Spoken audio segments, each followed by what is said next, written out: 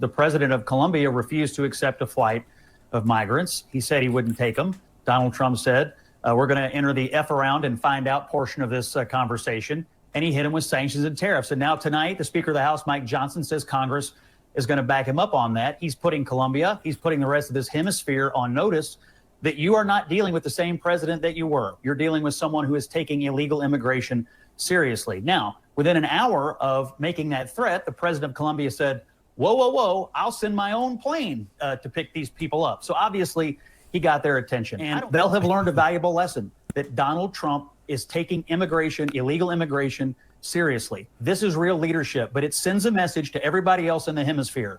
Do not test us. This is not Biden and Harris. This is Trump and Vance. We mean business. What is Scott Jennings talking about? He's talking about Big Daddy T, President Trump, even while he's golfing, using his strong arm to overpower these small countries that want to play games and don't want to take deportation flights of people that came from their country.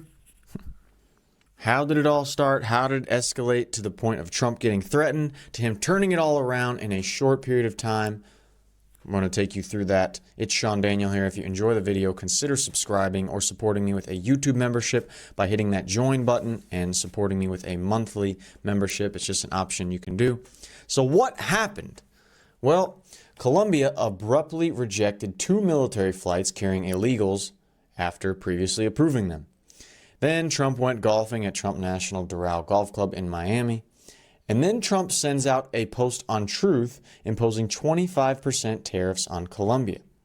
Here is that Truth post.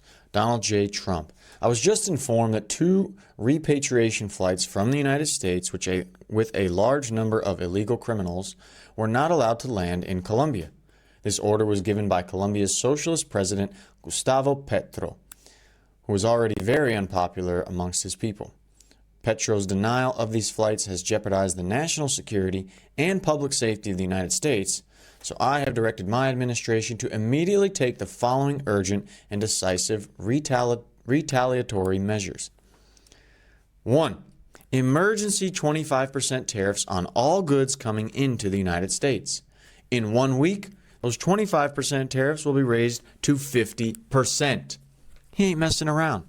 What else? A travel ban and immediate visa revocations on the Colombian government officials and all allies and supporters. 3. Visa sanctions on all party members, family members, and supporters of the Colombian government. 4. Enhanced customs and border protection inspections of all Colombian nationals and cargo on national security grounds. 5. IEEPA Treasury, banking, and financial sanctions to be fully imposed. These measures are just the beginning, Trump says. We will not allow the Colombian government to violate its legal obligation with regard to the acceptance and return of the criminals they forced into the United States.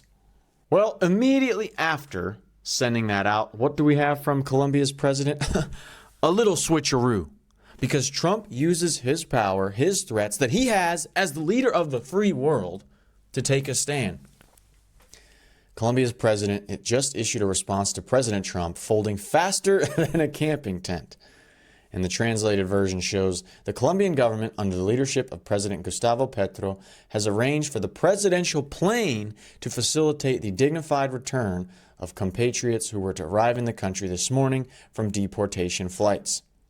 So they are willing to use the presidential plane, to this one right here, to bring illegals back into Colombia. Why?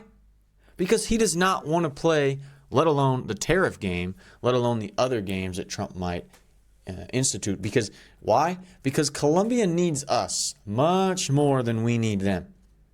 So they have no power in this negotiation game. And the final quote at the end of the paper, Colombia reaffirms its commitment to protect its citizens and will continue to lead regional and international efforts to find humane and fair solutions to migration challenges.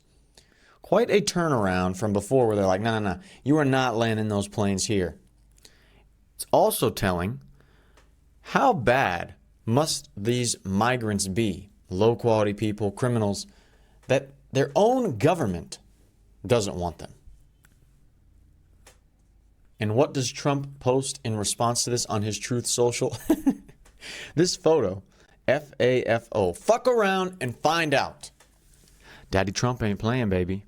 And thank God he's actually taking a stand and not just playing these political games of, oh, well, okay, you don't want to take the flight. Oh, okay, well, we still value you as a country because we care about everyone and anyone. And no, you want to mess with us, you're going to find out.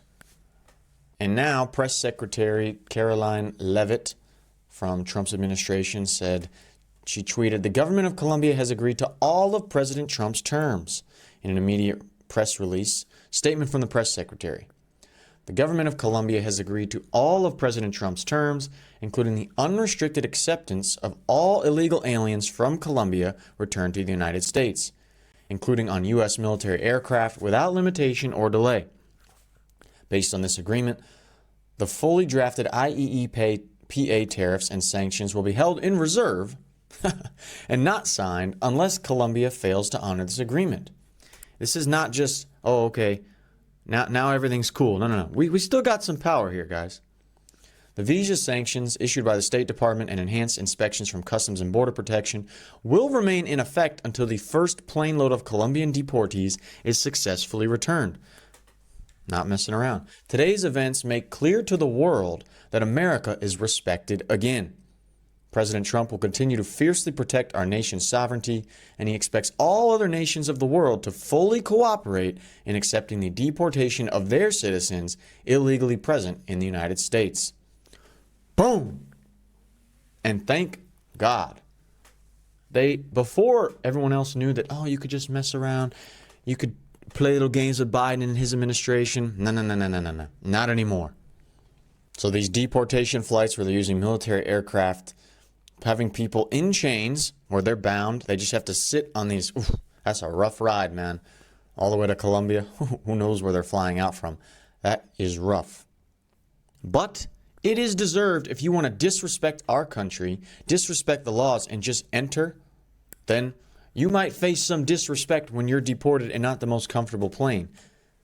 Now, ideally, we would have deportation flights like this. Now, this could cause a lot of problems if you did that. It is just a joke, but we want to see a bunch of them rounded up, sent out of here because they do not respect our country and our rules. Obviously, if you had a plane this packed, it could be some problems, some pushback. There's too many, but something I'm sure a lot of us would like to see. It's Sean Daniel here. If you enjoyed the video, consider subscribing or watching one of these videos about the ICE raids that are going on if you want to see some real in-field footage. And I'll see you in the next one. Hope my salute is getting better.